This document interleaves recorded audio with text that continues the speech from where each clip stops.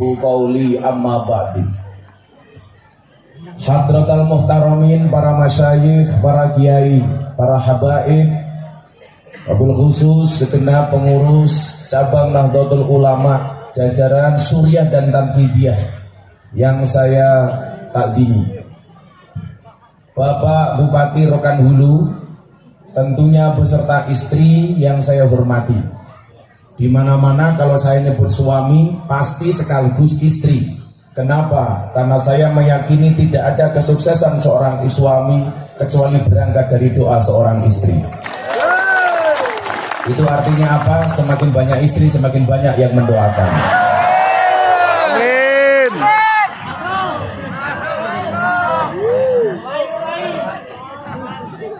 Bapak Wakil Bupati, guyon Bu. Ibu Bupati langsung berbisik sama Bupati, salah ngundang kiai. Bapak Wakil Bupati, Bapak Kapolres, Ketua DPRD dan jajaran Forkompinda yang hadir, yang saya hormati, segenap banom-banom Nahdlatul Ulama. Saya lihat di sana ada ibu-ibu muslimat, juga ada fatayat. Apa sih bedanya muslimat dengan fatayat? Bedanya tipis. Kalau fatayat baunya parfum, muslimat balsem.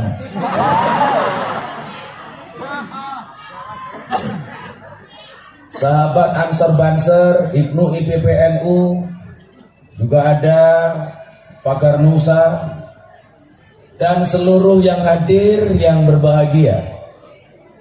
Bila teman membuatmu kecewa, bila pasangan membuatmu terluka, dan bila corona membuatmu menderita, yakinlah Gus Miftah hadir dengan membawa cinta. Pak Bupati, cintaku pada masyarakat Rokan Hulu seperti air kencing di dalam kolam renang. Maksudnya apa? Wujudnya tidak nampak tapi hangatnya bisa dirasakan.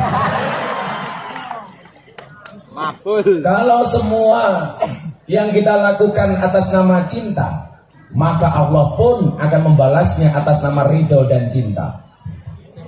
Saya meyakini Anda hadir atas nama cinta, sehingga jam 11 siang yang biasanya panas membara, alhamdulillah pagi hari ini adem, dengan angin sepoi-sepoi, matahari yang belum menampakkan sinarnya. Kita husnudzon, mudah-mudahan ini semua merupakan bentuk cinta dari Allah Subhanahu wa Ta'ala. Amin. Maka saya doakan Banser di depan, mudah-mudahan kalian masuk surga pertama kali. Amin. Berangkat setelah pengajian.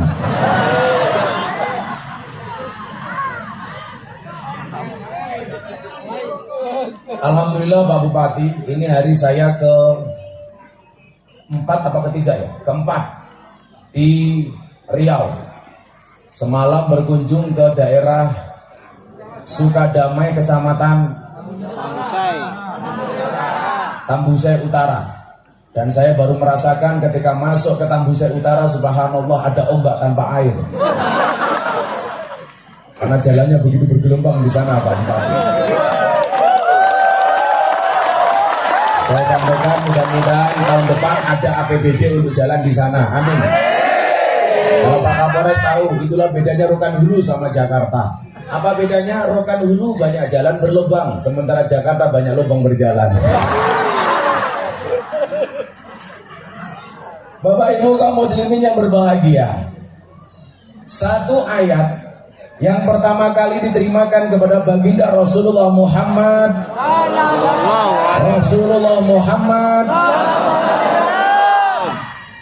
bunyinya adalah Iqra bismi rabbik. Ini ayat pertama. Di situ ada bahasa Iqra, di situ ada bahasa bismi rabbik. Iqra itu dimensi akal, bismi rabbik itu dimensi hati. Iqra itu intelektualitas, bismi rabbik itu spiritualitas. Kalau orang NO biasanya unggul di masalah spiritualitas, Muhammadiyah selangkah lebih maju di masalah intelektualitas. Maka saya bilang, Lah wong NU kuwi biasane gede atine, wong Muhammadiyah biasane gede ndase matamu kok ndase. Otaknya akalnya kok ndase. Enak ndase ya? Oh, ndasmu. Nah, saya mau berangkat dari intelektualitas dan spiritualitas. Kenapa saya katakan Muhammadiyah? Secara umum lebih tunggul di masalah intelektualitas. Pembangunan perguruan tinggi, pembangunan sekolah, pembangunan rumah sakit, mereka selangkah lebih maju dibandingkan kita, dan itu kita akui. Tapi persoalan spiritualitas kita jauh lebih unggul dibandingkan mereka.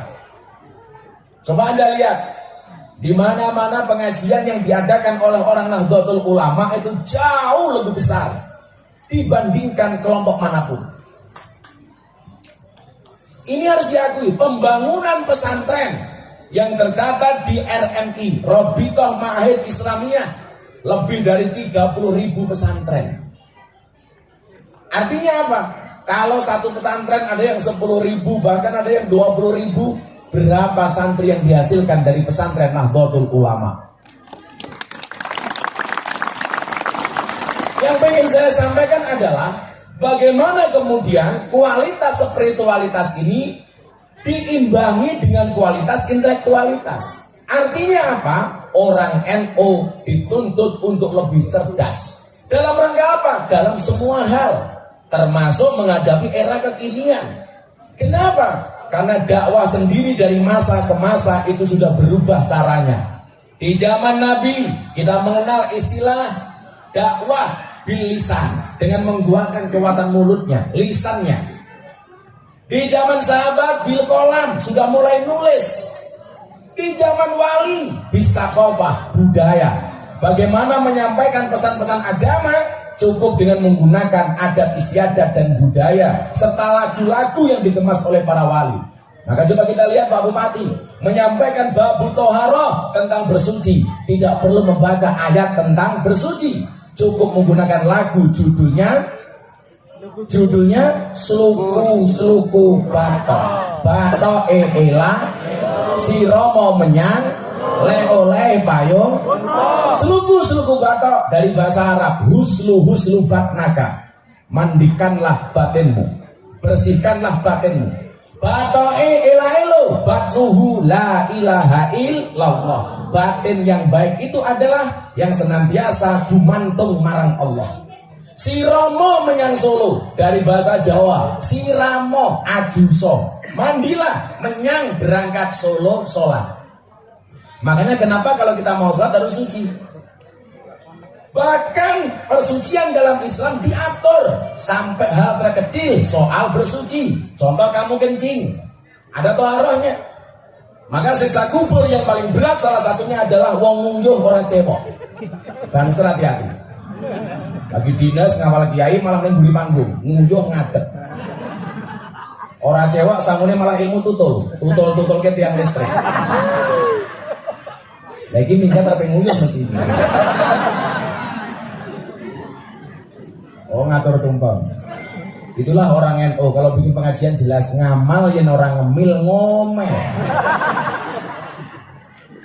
Wareg. Ngaji yen orang nguntal ngantuk. Saya itu ingat, kok lama-lama tak rasakan ya. Baru ini pengajian di pendopo kabupaten nggak ada kipas anginnya. Ya.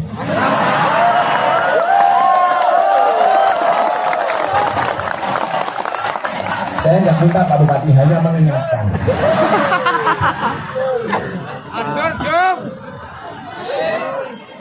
Kipas angin nggak ada, kopinya juga nggak ada.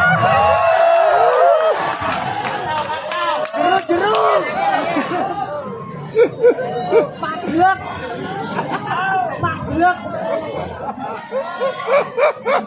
Oh, lagi proses. Pak Bupati bilang sama saya, Gus nggak ada kopi, diganti mentahan saja. Kopi mentah matamu.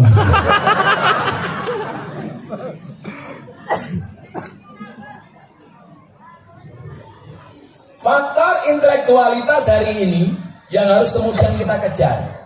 Karena apa? Ternyata Wali Songo sebagai role model untuk kalangan Nahdlatul Ulama dengan begitu cerdasnya menggambarkan Islam yang rahmatan lil alamin dan bisa diterima dengan baik di Indonesia karena cara yang digunakan begitu luar biasa. Ngomong soal kematian, nggak perlu membaca ayat kul innal mautal ladzi tafirruna minhu fa innahu mulaqikum. Nggak perlu. Cukup membuat lagu judulnya apa? Turi Turi Putih. Orang rokan dulu tahu lagu Turi Turi Putih. Turi Turi Putih ditandur nang kebon aku. Bobo menengok malah kalau dek muyok. Kenapa bisa? Kamu jangan terlalu bersemangat, amplopmu nggak jelas ya.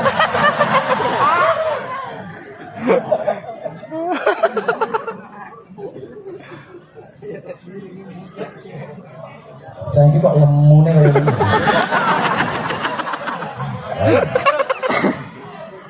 Mesti NO ini. Lemu. Bira ini kayak besek ini. Ini sama kau watang kabeh tadi.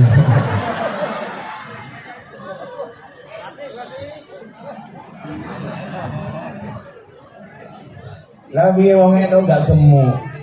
Yasinan, makan. Tahlilan, makan. Sholawatan, makan. Istighosahan, makan. Tetangganya sakit minta didoakan, makan. Yang sakit mati. 7 hari.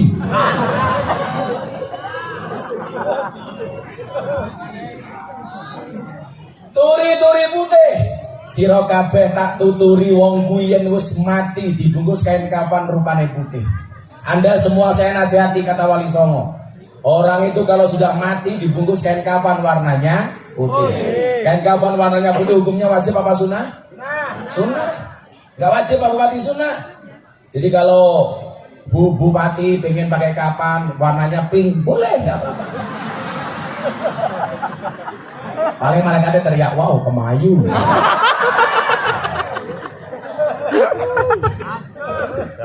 Agar Nusa pakai hitam boleh. Begitu dibuka malaikat teriak, wow pakai hitam siapa takut. Anda orang NU Banser, oh saya bisa pengen kain kafan warnanya hijau, boleh. Paling malaikatnya bengok, wow lontong. Ditandur itu artinya dikubur. Kebon agung itu artinya kuburan. Supaya tahu itu kuburan biasanya diwenehi patok kata orang Jawa. Kalau patok satu itu namanya tenger, kuburan itu patoknya 2. Berarti tenger. Lah kenapa dalam budaya Nahdlatul Ulama orang mati dikirim doa karena tenger-tenger? Apakah ini ada penjelasan rasionalnya? Ada. Ada nggak bukti yang menyatakan bahwa orang mati itu tenger-tenger? Ada. Al-mayyitu fi qabrihi kal gharik al-mughawis. Mayit itu di dalam kuburnya seperti orang yang terombang-ambing yang membutuhkan pertolongan. Tenger-tenger. Yang tadiru dakwatan, yang menunggu doa. Doa dari siapa?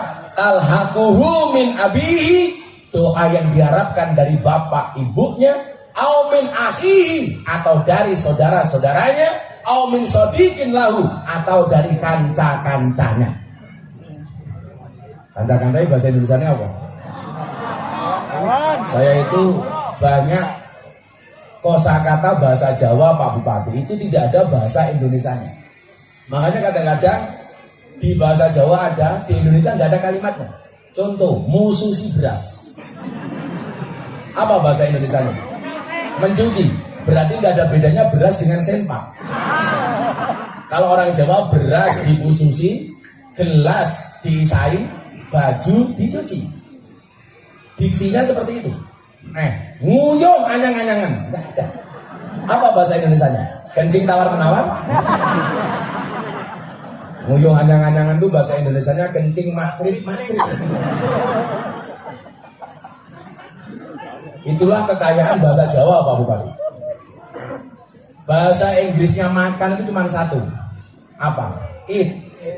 Bupati id, Kapolres id, Wakil Bupati id, DPR id, Banser id.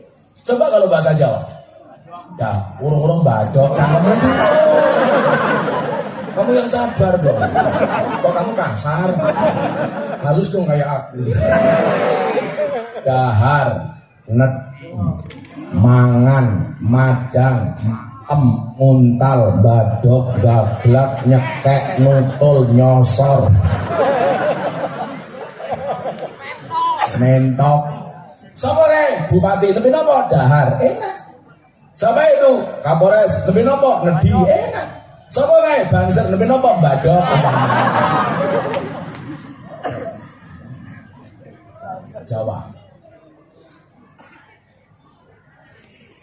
Wa idalah hikathu, dan tatkala doa itu sudah diterima oleh si mayit, kanat ahabba ilaihi minad dunya wa ma fiha, maka doa tersebut lebih disukai oleh si mayit daripada dunia seisinya.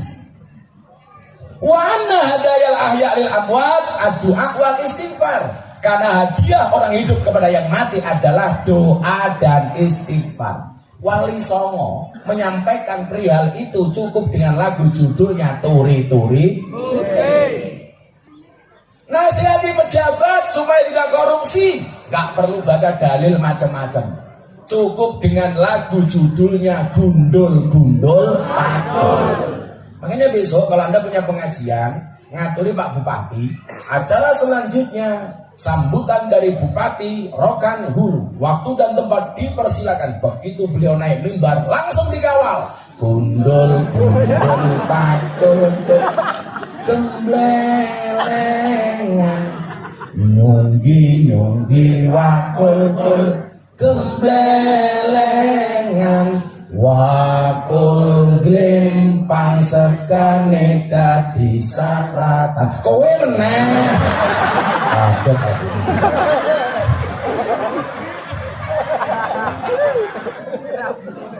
Lagi fokus mah unuk lah.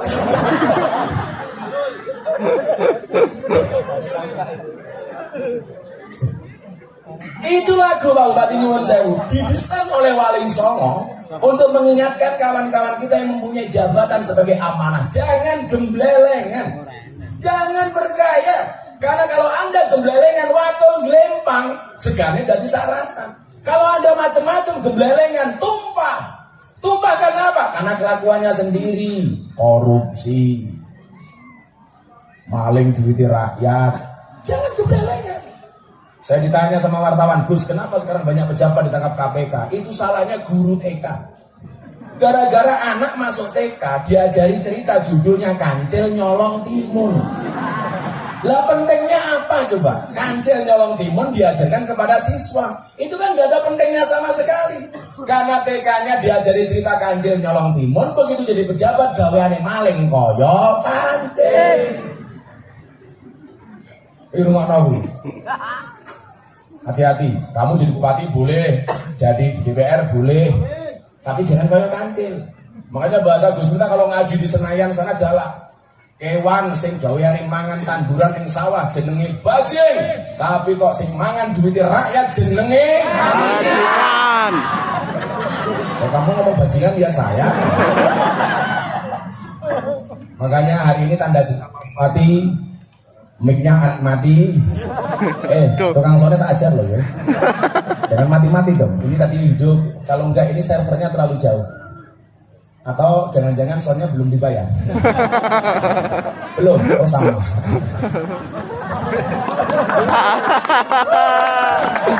Cek. Itulah bedanya sound system sama cewek. Sound system diragati oke, kita wujudi. Cewek diragati oke, dipek kancane.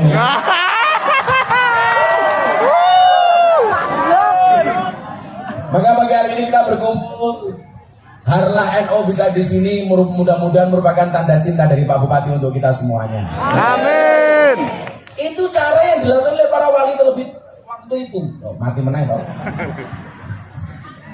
Ada nggak mic yang lebih jelek? Kamu jangan membuat malu Bupati dong. Masa kayaknya cakep, mic-nya bosok. Oh ini tukang soundnya. Kamu tukang sound? Oh, tukang foto.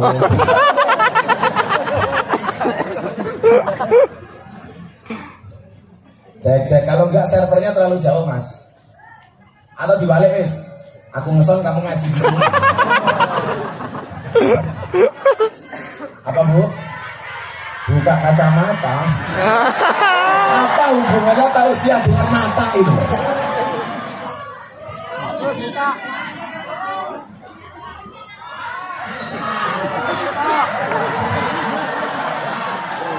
Ya sudah, karena banyak yang maksa buka kacamata, pengajian saya akhiri ya.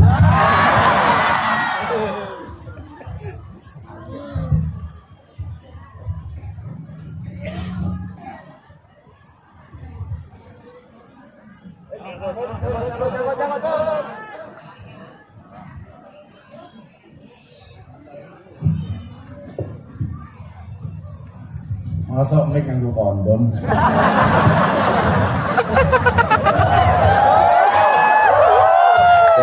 Cek. Ayo masang sistem, dibenahi. Cek. Yang mesti cangkemnya rondo.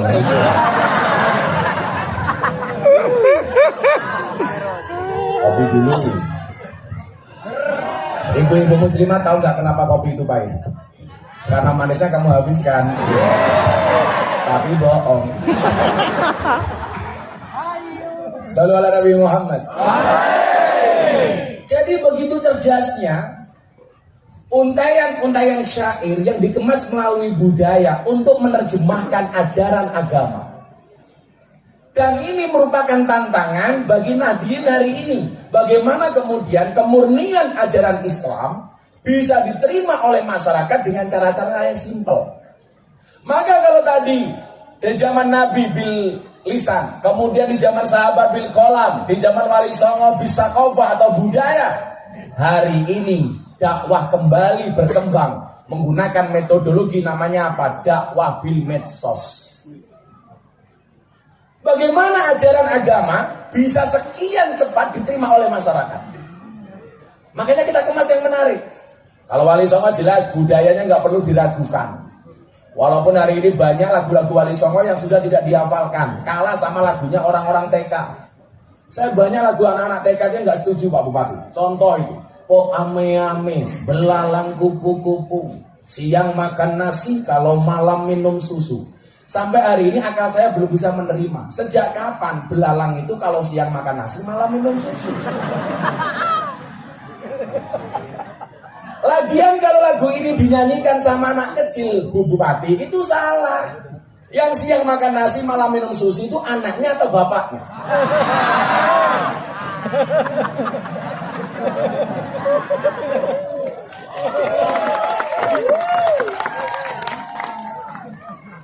Kenapa kalau saya ngomong susu sampean bahagia?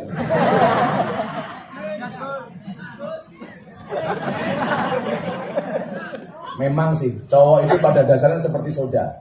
Maksudnya, kalau ketemu susu pasti gembira. Ada lagi lagu yang menurut saya nggak perlu dibesar-besarkan. Burung kakak tua hinggap di jendela, nenek sudah tua, giginya tinggal 2. Itu kan lagu pembulian cucu kepada mbahnya. Ibu-ibu muslimah jemput cucunya, malah dihina sama cucunya. Nenek sudah tua, giginya di jendela. Dan satu lagi Pak Kiai PJMU, yang paling saya nggak suka, lagu apa? Balonku ada 5. Ini penghinaan terhadap Nahdlatul Ulama. Bagaimana enggak? Balonku ada 5, rupa-rupa warnanya, hijau, kuning, kelabu, merah muda dan biru, meletus balon hijau. Pertanyaan saya, kenapa yang meletus harus balon hijau? Kan masih ada warna merah, warna kuning, warna hijau, warna biru, warna ungu. Kenapa yang meletus balon hijau? Gara-gara yang meletus balon hijau, orang NU disuruh akur itu susah. Kenapa? Mergo balon yang meledos.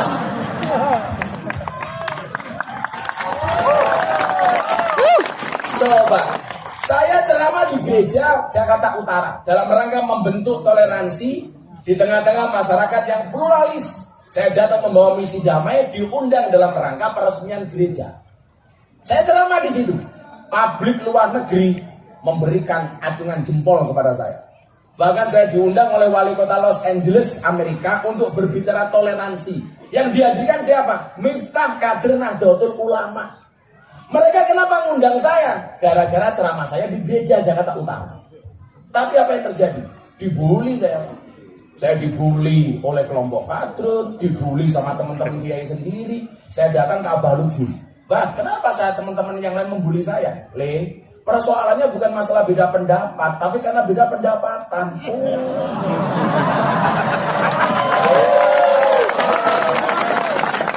Persoalannya bukan masalah nasab. Saya dipermasalahkan Miftah itu nasabnya siapa? Bukan masalah nasab, tapi masalah nasib.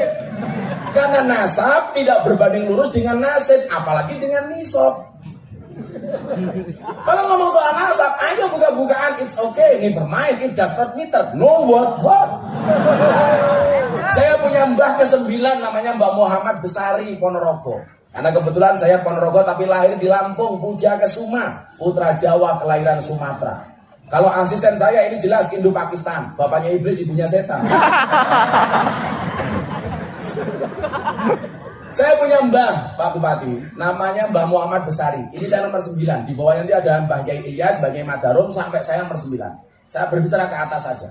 Mbah Muhammad Besari punya bapak namanya Kiai Anom Besari. Kalau Muhammad Besari makamnya di Ponorogo, di Tegal-Sari. Punya bapak namanya Anom Besari, makamnya di Caruban, Madiun. Punya bapak lagi namanya Abdullah Mursad, makamnya di Kediri. Abdullah Mursad punya bapak namanya Raden Demang di Kediri. Raden Demang punya bapak namanya Pangeran Demang di Kediri. Pangeran Demang punya bapak namanya Ratu Jekulo. Ratu Jekulo punya bapak namanya Brawijaya Limo.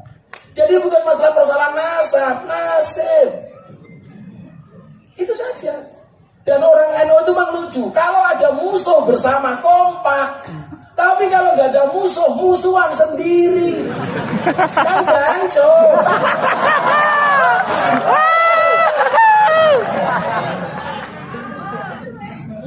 Aku tahu kamu nunggu kalimat itu dari mulut.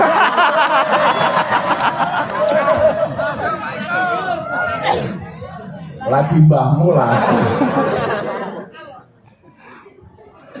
Jadi saya itu sebenarnya mau ngempet Pak Bupati. Tapi di mana-mana kalau saya nggak ngomong itu ditunggu-tunggu. Saya ngaji di hallnya Mbak Wahab Hasbullah bersama Presiden Jokowi. Ditonton oleh pejabat-pejabat kiai-kiai. Saya ngempet ngaji 40 menit sama sekali nggak ngomong danco. Malah begitu selesai kiainya datang. Gus, kok nggak ngomong danco?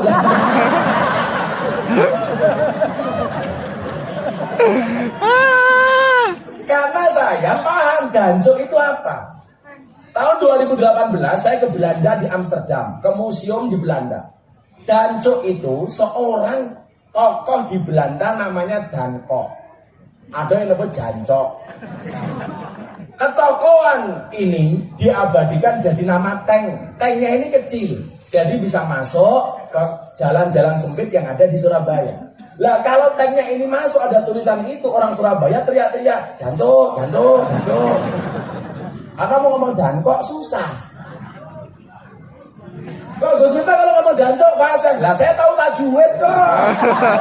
Jadi makhorijul hurufnya pas.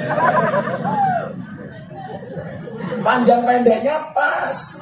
Apalagi kalau bacanya pakai kol-kolah. Dancok kok.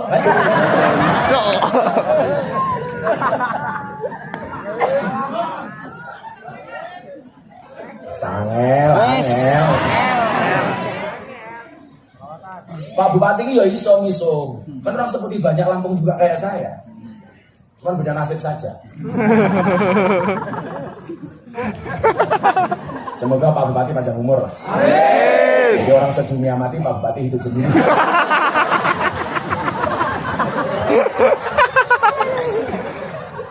Bupati ini batin. Oh iya ini asli.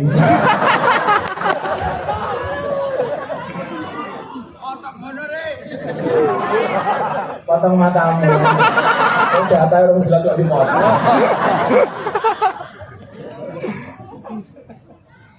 Lah, hari ini di era milenial, kenapa kemarin di sambutan Pak Jokowi di pengukuhan pengurus besar Nahdlatul Ulama, beliau menyebutkan satu nama, Ainun Najib, orang Indonesia yang bekerja di Singapura sebagai ahli IT. Tolong tuh dibawa pulang oleh orang kiai NU. Kenapa? Karena dia kader NU. Kalau saya melihat ceramah beliau ini, beliau berharap bahwa Nahdlatul Ulama ke depan sadar media. 3-4 tahun yang lalu Pak Bupati, 3 tahun yang lalu ada survei Ustadz yang berpemahaman wasatiyah moderasi.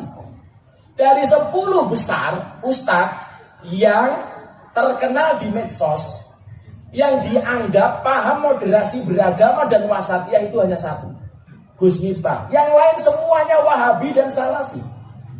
Ini kenapa terjadi? Karena kelompok mereka sadar media, sementara kita nggak sadar media. Maka kenapa Pak Jokowi kemarin mengatakan, tuh ada ahli IT dari Singapura, kerja di Singapura, orang Gresik, bawa pulang ke Indonesia. Karena tantangan zaman berubah.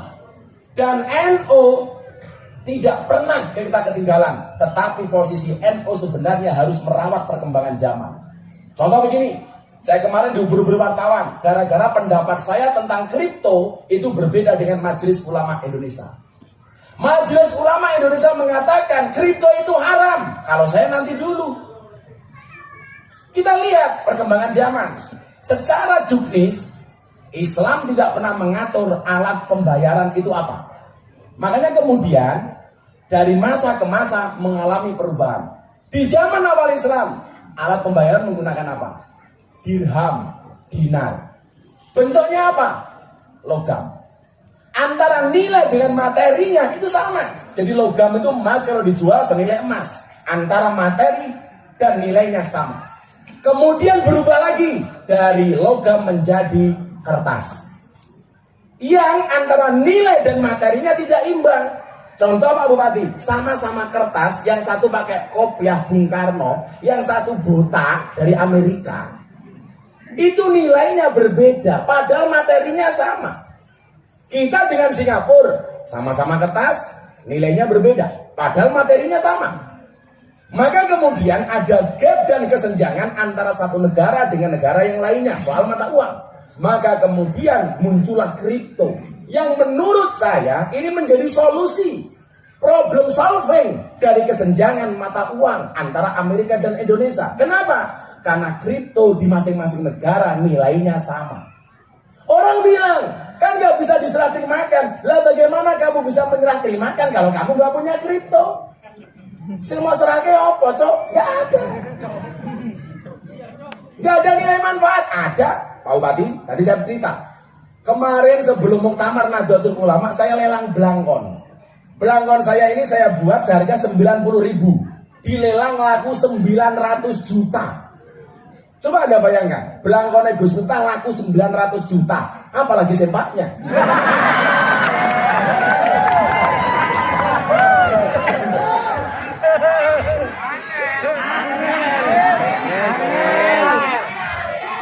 Orang-orang ngajar ibu-ibu muslimat. Apalagi isinya. Emangnya aku cowok apaan? Dan Pak Bupati, belangkon saya itu dibeli dengan menggunakan kripto. Kalau kemudian ada pendapat yang mengatakan, oh kripto itu boleh untuk komoditi, tapi nggak boleh untuk alat tukar. Kemarin yang punya kripto beli belangkon saya, sebelum beli kriptonya dikasihkan dulu melalui mekanisme wallet, ditransfer ke wallet, kemudian ditukarkan menjadi rupiah. Baru untuk bayar belangkon saya 900 juta. Saya sumbangkan untuk Muktamar Nahdlatul Ulama di Lampung.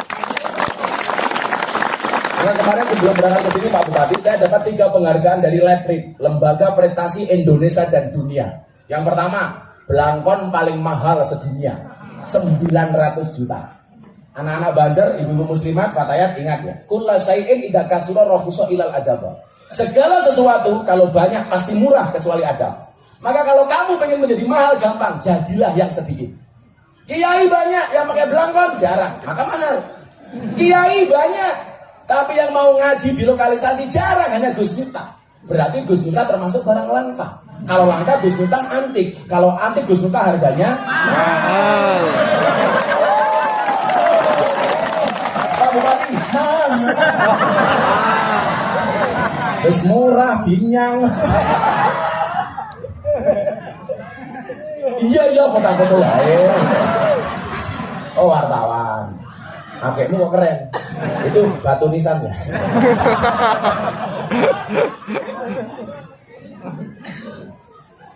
Nah, saya pengen ke depan ini NU ketika berbicara intelektualitas, bagaimana kemudian Islam ini bisa diterima secara asik dan menyenangkan.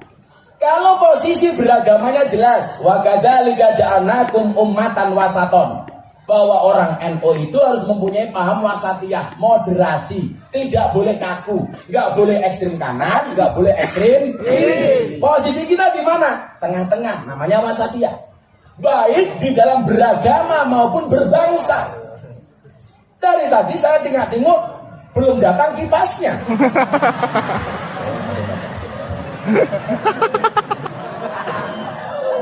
Begitu ada kipas, nggak ada colokannya.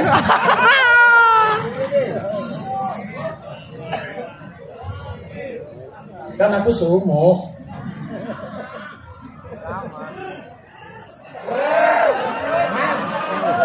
Lah cangkem bosok kok.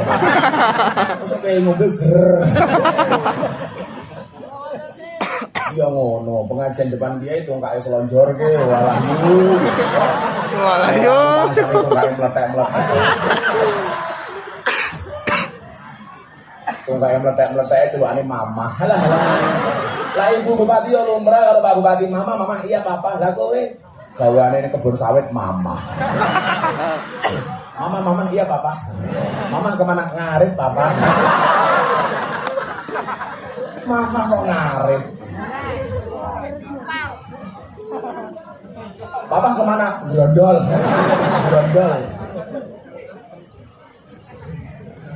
Jadi apa?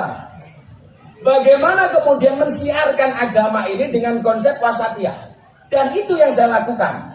Saya tahun 2018 konferensi pers di Belanda bersama teman-teman wartawan di Eropa. Karena waktu itu mereka kaget, kok bisa pengajian soal agama bisa diterima di lokalisasi dan klub malam. Jadi Pak Kiai, yang pertama saya dapat penghargaan Blangkon termahal. Yang kedua, saya dapat penghargaan Leprit sebagai dai yang secara kontinu dan konsisten pengajian di lokalisasi. Sejak tahun 2000, berarti sudah 22 tahun saya membersamai para PSK. Yang ketiga, saya dapat penghargaan apa? Selebriti yang paling banyak gambarnya di bokong truk. Ada lebih 150 sampai 200 truk di Indonesia yang gambarnya Gus Miftah di bokongnya. Tapi yang paling keren satu, ada mobil sedot WC, gambarnya Gus Miftah. Ada gambarnya Gus Miftah, ada captionnya. Apa tulisannya? Silitmu adalah rezekiku.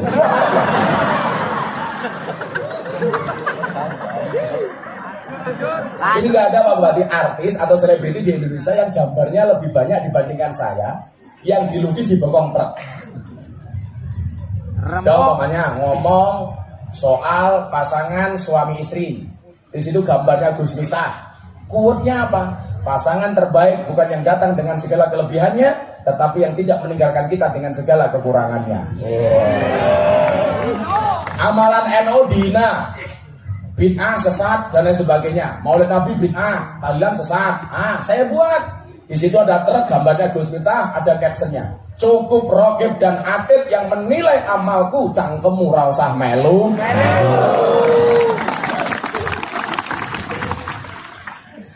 Oh, ini jamaah Gus Miftah banyak yang janda. Ada truk gambarnya Gus Miftah, captionnya janda. Hidup ini memang indah bila disertai dengan janda dan tawa. Apa? Canda. Saya tadi bilang apa? Yomen cangkem-cangkem dewe.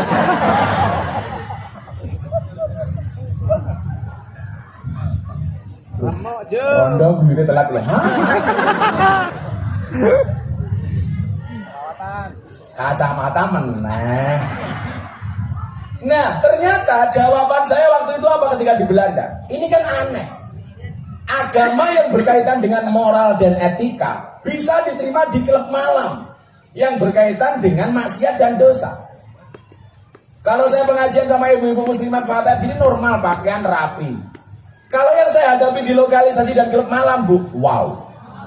Kan laki-laki mau begitu. Kalau di jalan lihat cewek cantik, wow. Pulang lihat istrinya di rumah, weh. Kurang ajar orang lanang. Makanya ibu-ibu ingat ya, cowok itu kelemahannya di mata, cewek itu kelemahannya di telinga.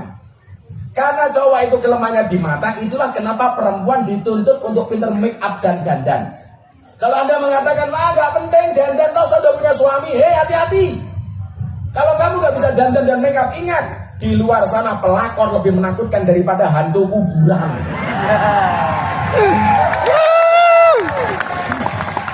Tapi saya protes, sinetron layangan putus.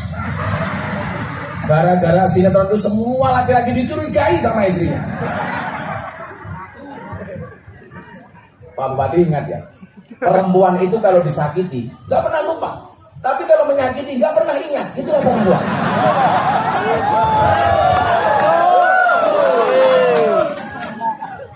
Perempuan itu kan ahli sejarah. Sekali laki-laki salah, seumur hidup ingat terus. Gumun aku. Ada saya ditanya, Gus nikah lagi nggak? Kalau saya nikah lagi, saya pengen nikah dengan orang Arab. Kenapa Gus? Jelas. Kalau istri Arab saya marah serasa mendengarkan tartil Quran. Sadaqallahul adzim. Kayak Gus Dur zaman Orde Baru. Rapat sama kiai-kiai, ada intel di dalam, menyelidiki, menginteli aktivitas para kiai. Akhirnya Gus Dur bilang sama para kiai, kita mulai saat ini karena ada intel, tolong ngomongnya pakai bahasa Arab saja. Akhirnya intel laporan sama Kapolres, gimana tadi kiai-kiai itu zaman Orde Baru? Oh nggak apa-apa kok, Pak Kapolres, kenapa? Mereka hanya saling mendoakan.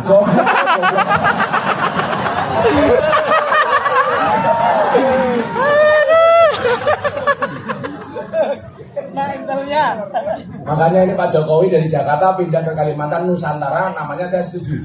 Karena Nusantara itu kepanjangannya adalah NU, santri, polisi, dan tentara. Ya, sebelum saya lanjutkan selawatan dulu yuk. Suara saya berat, gak enak. Tim Hadra siap-siap. Mau ke susu. Saya kira siap. Bayarnya jelas. Abu Sallu ala Nabi Muhammad. Teriak yang kencang. Yang selawatnya kencang, saya doakan semuanya masuk surga. Amin. Bahasa Nona Kipas oke banget. Mas, saya minta yang ini aja, yang anak agak kesana aja Mas, untuk jamaah. Mas, ini kebesaran miku keganggu. Ini kesini, itu kesana. Yang saya ini aja. Atau dua Mas, aku pegang kipas, kamu pegang mic sini. Sallu ala Nabi Muhammad. Kalau dekat Mas, agak belakang aja Mas. Kok bucek tadi. Agak belakang aja dikit, jangan maju-maju. Karena kena mic-nya bersuara ke musuh. Agak belakang. Ya, salawatan NU dan NKRI. Ibu-ibu, salawatan. Kalau Anda minta ijazah dari saya, gampang. Banyak salawat. Kamu punya anak nakal, gampang. Anakmu tidur, pegang kepalanya, salawati. Allahumma sholli ala Sayyidina Muhammad wa ala ali Sayyidina Muhammad. Al-Fatihah, pegang kepalanya. Bapak-bapak sama, punya istri cerewet, gampang. Tidur, cekat cangkemnya. Allahumma sholli ala Sayyidina Muhammad. Berarti lah kau dibujuk galak tau. Bojomu turun cekat cangkemnya. Allahumma sholli ala Sayyidina Muhammad wa ala ali Sayyidina Muhammad. Moga-moga bojoku cangkemnya cerewet. Al-Fatihah. Kok di Fatihah tetap cerewet, gampang. Tambahi Yasin dan tahlilnya.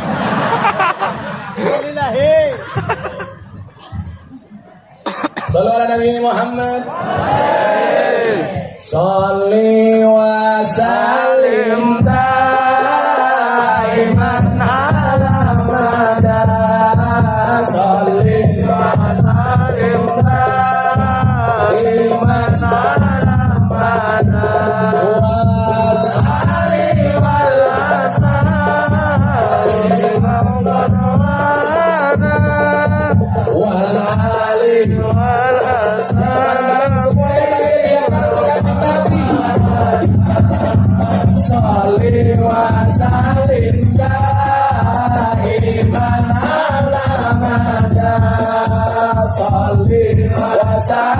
salin daiman wal ali wal ashabi man wal ali wal ashabi man yang hafal bareng-bareng saben malam Jumat ahli kubur mulih naroma kanggo njaluk donga waca Quran jan sakali lamun ora dikirimi banjur balik betes milih balik nang kuburan mangku tangan tangis yang lagi salih wa salim daiman Allah salih wa salim daiman wal ali wal ashabi man wal ali wal ashabi man kebacot temenan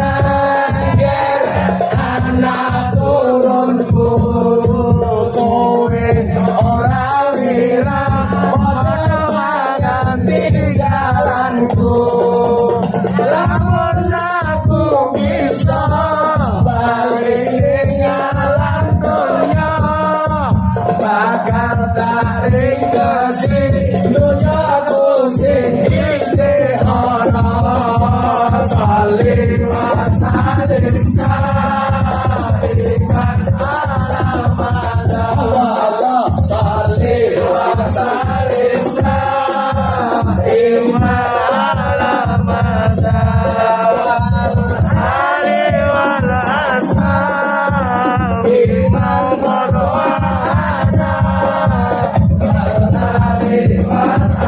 sekarang dijawab ya kenceng bareng-bareng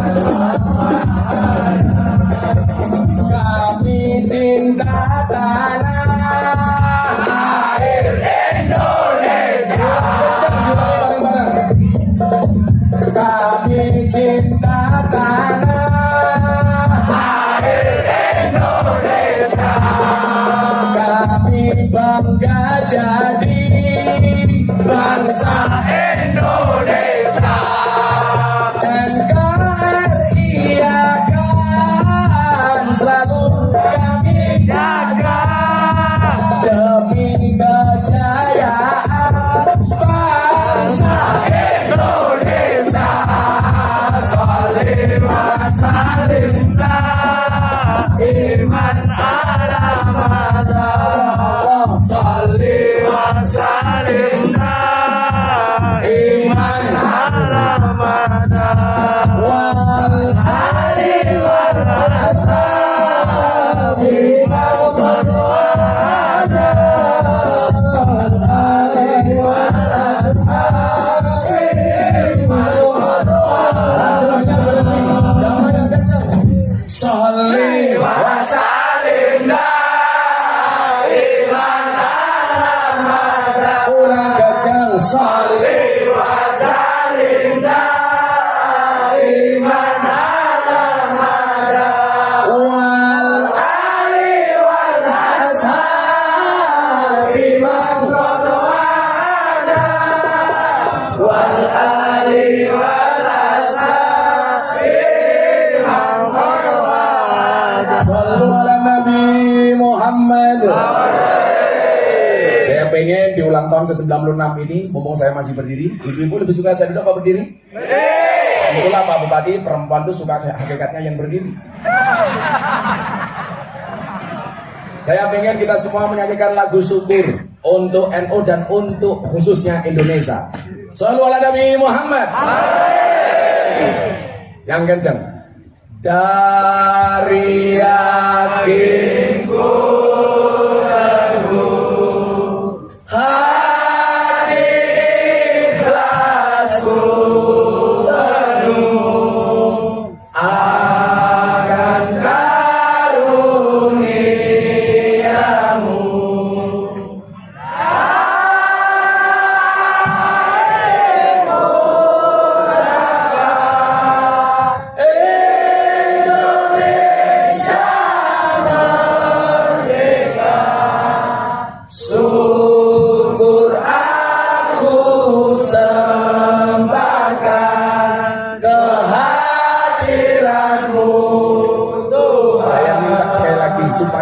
lupa, jadi ingat bahwa kemerdekaan bangsa Indonesia merupakan sumbangsih dari para pahlawan, termasuk pahlawan-pahlawan Nahdlatul Ulama. Amin. Maka tolong dinyanyikan secara khusyuk supaya Allah Subhanahu wa taala mengangkat derajat bangsa Indonesia. Shallu ala Nabi Muhammad.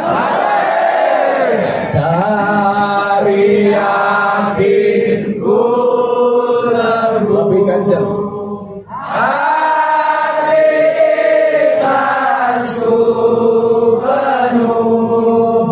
Akan karuniamu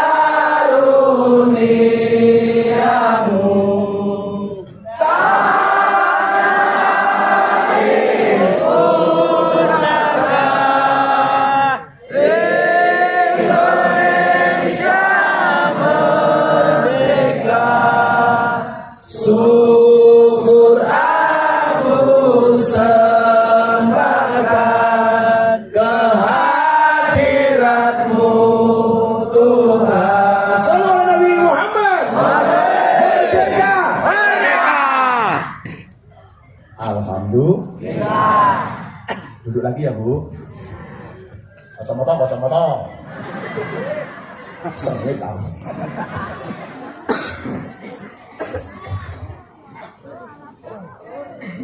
Nah.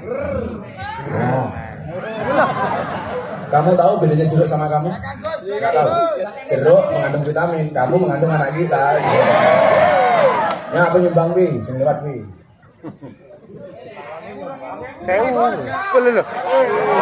Sorry ya, uang saya dolar ya. Nah, tak sumbang $200.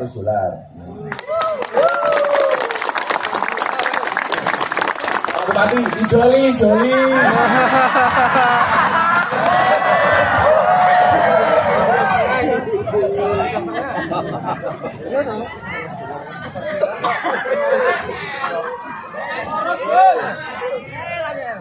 Jadi Kapolresnya modiar. Coba Pak Kapolres, Pak Bupati ngapunten. Bagaimana kemudian kita mensiarkan, menggelorakan nasionalisme, patriotisme melalui media-media pengajian dan majelis taklim. Dan itu selama ini yang melakukannya adalah orang-orang Ahlus Sunnah wal Jamaah Nahdiyah yang tergabung di organisasi Nahdlatul Ulama. Maka saya nitip Pak Bupati untuk sahabat-sahabat saya pengurus PCNU di sini, bila perlu dikasih dana hibah yang banyak dari APBD.